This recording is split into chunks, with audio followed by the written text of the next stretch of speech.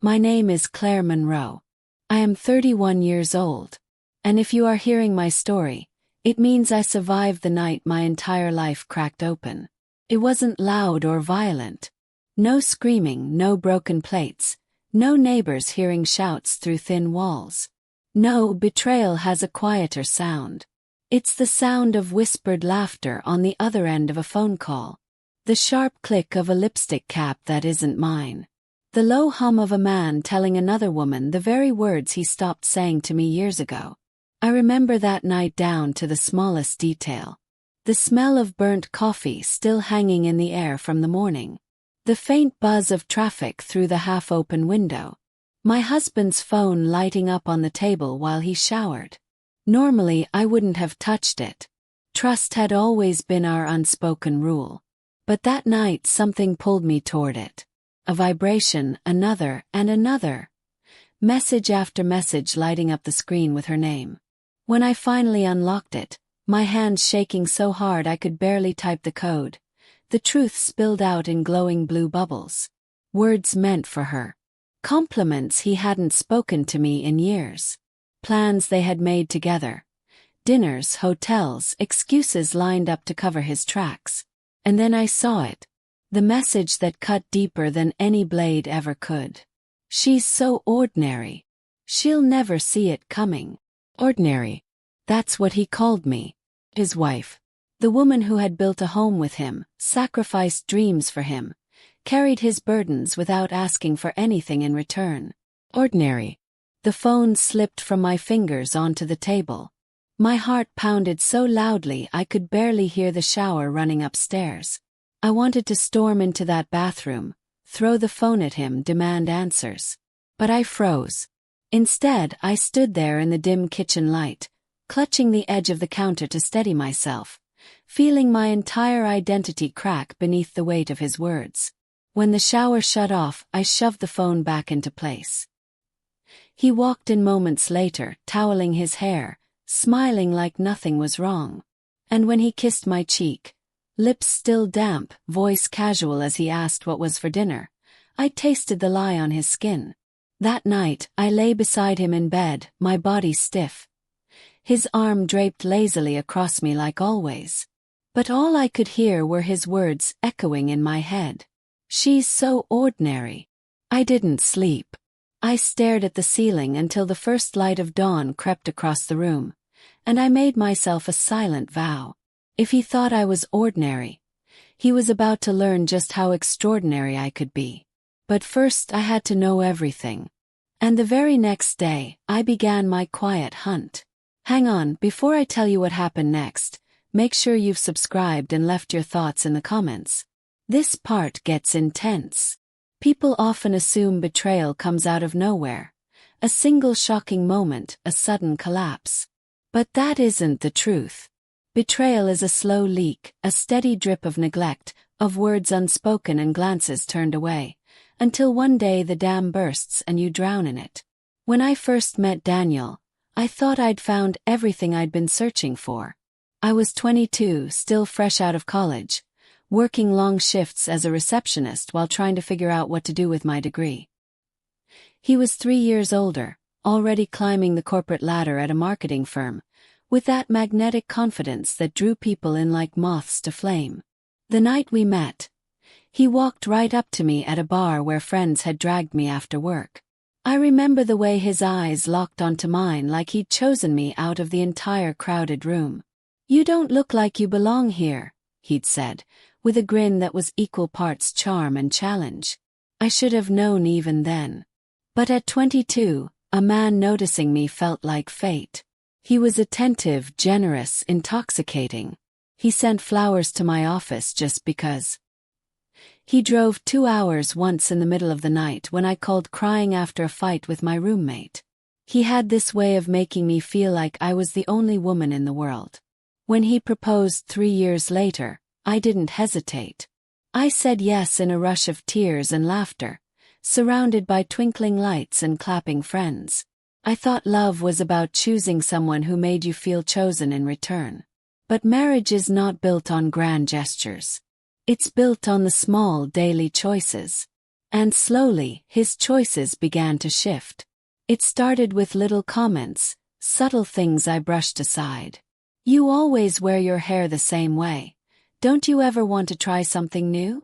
That's a nice dress, but it's not really modern, you know? You should smile more, Claire. You don't want to look so serious all the time." First I took them as suggestions. Then I realized they were corrections. And before long, corrections became criticisms. I tried to keep up. I bought new clothes when he said my wardrobe was plain. I changed my hairstyle after he joked that I looked stuck in college. I cooked elaborate meals when he complained that we ate too simply. But no matter what I did, it was never enough. The man who once sent flowers to my office now barely noticed when I wore a new dress. The man who once drove 2 hours to comfort me now rolled his eyes when I cried after a long day. The compliments that had once made me glow turned into silences that made me shrink. I told myself it was stress, that work was draining him, that all couples go through rough patches. But deep down I knew. His attention wasn't disappearing, it was shifting. The first time I suspected something, it was because of perfume. Not mine. Something floral and sharp clinging faintly to his shirt one evening after he came home, late from a meeting. When I asked about it, he laughed.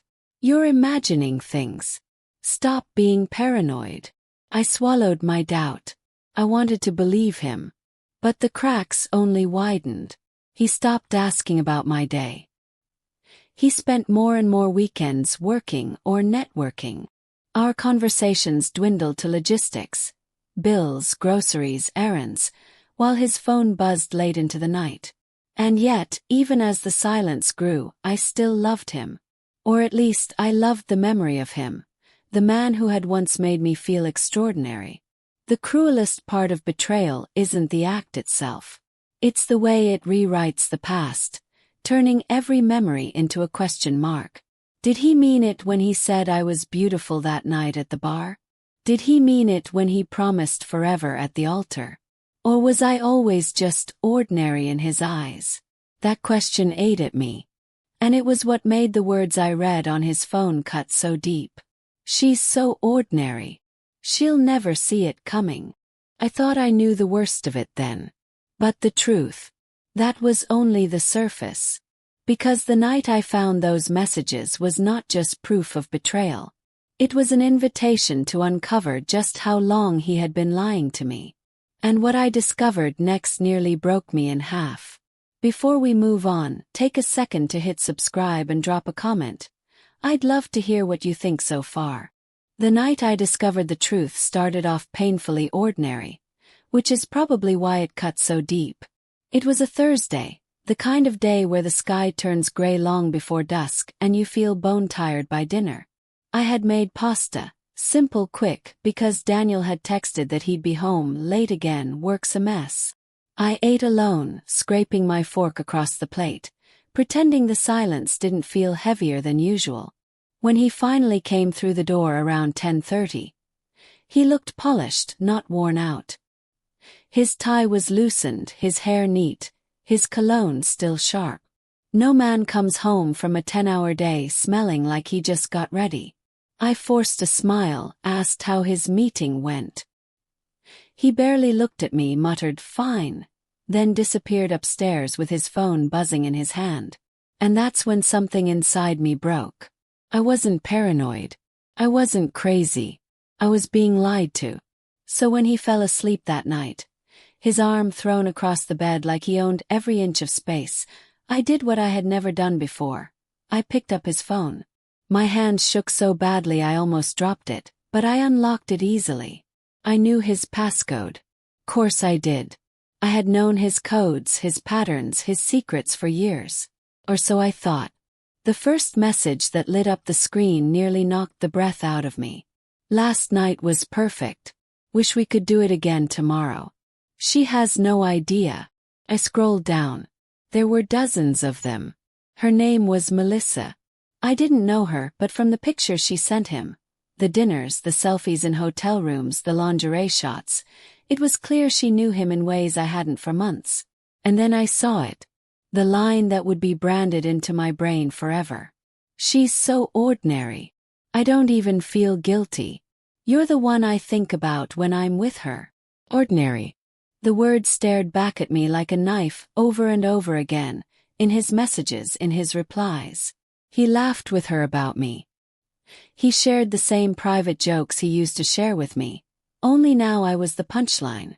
I sat there on the edge of the bed, the glow of the phone screen blurring through my tears, my chest so tight I thought my ribs might crack. Every memory rewrote itself in that moment. The flowers, the late nights, the perfume, the silence. It had all been leading here. I dropped the phone onto the nightstand, clutched my stomach, and tried not to scream. He stirred in his sleep, oblivious.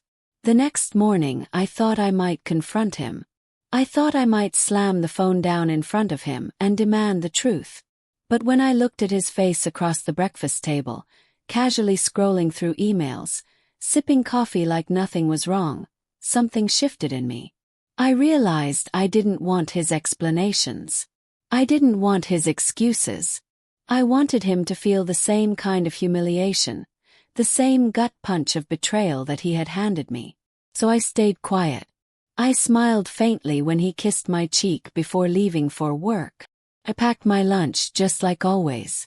And then, when the door shut behind him, I sat in the kitchen alone, my heart splintering, and I let the tears fall until there were none left. Because silence was no longer weakness. Silence was planning. That day I decided, if he thought I was ordinary, then I would make sure my revenge was extraordinary. But first I had to survive the lowest point. That evening, when he told me he was heading out again, I didn't argue. I just nodded, my voice steady even though inside I was breaking. I watched him walk out the door and drive off, probably straight to her. And I realized, sitting alone in that too-big house, that I wasn't the broken one. He was. I just hadn't shown him yet. The plan wasn't clear yet, but the fire was lit. And it was only a matter of time before he burned. Revenge doesn't arrive like a lightning strike. It creeps in, quiet at first, then builds until it's the only thing keeping you alive. For weeks, I carried the weight of his betrayal in silence. I cooked his meals, folded his laundry, listened to his excuses about long nights at the office. On the outside, I played the same role I always had, devoted wife, patient partner. But inside I was building something. The first step was gathering proof. Every night he drifted off to sleep, I unlocked his phone. Screenshots, forwarded emails, photos tucked away in hidden folders. I collected it all and saved it somewhere he could never reach. The evidence piled up until the truth was undeniable. The dates, the hotels, the gifts he never bought me. I studied it like a blueprint, each detail telling me who he really was. But proof wasn't enough. Proof only exposed him. I wanted to destroy the fantasy he had built for himself, the double life where he was the charming man adored by two women. I wanted him cornered, stripped of the mask he wore so easily. The second step was money. While he spent his nights with her, I went through our finances. Bank accounts, credit cards, investments. I knew the passcodes, the pins, the questions only I could answer. And what I found made my blood run cold. He wasn't just cheating on me, he was draining us. Lavish dinners, jewelry, even a weekend trip to Miami. All on our joint account. That was when I decided. He would not only lose me. He would lose every dime he thought was his. The third step was allies. I started reconnecting with people he'd cut me off from. Friends I hadn't seen in years. Colleagues I had once leaned on before marriage swallowed me whole. I rebuilt the pieces of my world he had convinced me were unnecessary. Slowly, I realized I wasn't ordinary at all. I was resilient. I was resourceful. One night, staring at myself in the mirror, I didn't see the woman he had mocked. I saw someone sharper, someone colder. The kind of woman who didn't just survive betrayal. She weaponized it. The plan formed piece by piece. I would wait until he was at his most confident, his most smug, when he thought he had me fooled beyond repair. And then I'd pull the rug from under him so hard he'd never recover. The evidence would go public. The money would be gone. And his reputation, carefully crafted over years, would shatter in a single moment. But there was one more piece, the final touch. Melissa. I knew she thought she had won. I knew she believed she was the better choice, the more exciting woman. But what she didn't know was that I had her messages too. Her photos. Her promises. She was just as exposed as he was. And when I was done, they would both regret ever underestimating me. The night I decided it was time, I lay in bed beside him, listening to his steady breathing, and smiled for the first time in months. He thought I was asleep. He thought I was powerless. He thought I was ordinary. But I was about to prove him wrong. The countdown to his destruction had begun. And when the end came, he would never see it coming. Before we move on, take a second to hit subscribe and drop a comment. I'd love to hear what you think so far. The night it all unraveled was a Friday. He walked into the house with that familiar swagger, jacket slung over his shoulder, cologne strong enough to drown out the stench of lies. He kissed me on the cheek absent-mindedly, already texting someone else as he tossed his keys onto the counter. Perfect. He had no idea. Dinner was waiting, candles lit, wine poured. I made it look like a celebration. He smiled, smug, thinking he was the king of two worlds. What's the occasion? He asked, loosening his tie. You'll see, I said softly. He sat. We talked about nothing. He didn't notice my phone angled on the counter, recording every word, every glance. Halfway through dessert, I excused myself, slipped into the bedroom, and sent one single message. The floodgate opened. Every screenshot, every hotel receipt, every whispered promise he'd made to her. All of it sent to his boss, his colleagues, his friends, even his parents. I pressed send and felt something break free inside me. Years of silence, of being called ordinary, of swallowing pain. It all went out with that one click. And then came the final blow. I walked back into the dining room, folder in hand. He looked up, puzzled, as I slid it across the table. Bank statements. Withdrawals.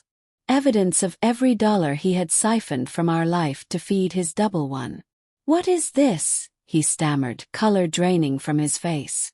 It's the bill, I said coolly. And you're bankrupt. He flipped through the pages, panic rising. You can't. I already did. Every joint account closed. Every asset frozen. Every piece of evidence forwarded to your boss. By Monday you'll be unemployed. By tomorrow, Melissa will be blocked from your world, because she won't want the wreck you're about to become. He stared at me, horror twisting his face. You ruined me. No, I whispered, standing tall. You ruined yourself. I just turned on the lights so everyone else could see it. That was when his phone started buzzing. Over and over. His boss. His friends. His mother. He picked it up, only to hear the fury on the other end. He dropped it like it burned. I didn't wait for his excuses. I didn't wait for his begging. I walked out the door with my head high, suitcase already packed in the car. Behind me, the house that once felt like a prison grew smaller in the rearview mirror. Ahead of me stretched a life unbound, rebuilt mine. Weeks later, I stood on a stage at a conference, presenting an idea I had once shelved because he told me I wasn't capable. Applause thundered, cameras flashed, and I felt the kind of pride no one could ever take away. In the audience I spotted him. Alone, disheveled, watching from the shadows. Our eyes met, and for a moment, I saw the exact regret etched into his face. The realization that he had thrown away the one person who had truly been in his corner. He had called me ordinary. But now he watched me shine in a world he could never touch. And that was the justice he would live with forever. And that's how the man who once called me ordinary watched me rise into a life he could never follow. Betrayal cuts deep, but justice served cold is sharper. If you were me, would you have done the same? Drop your thoughts in the comments below. Hit subscribe so you never miss another story. And remember, sometimes the sweetest revenge is simply becoming untouchable.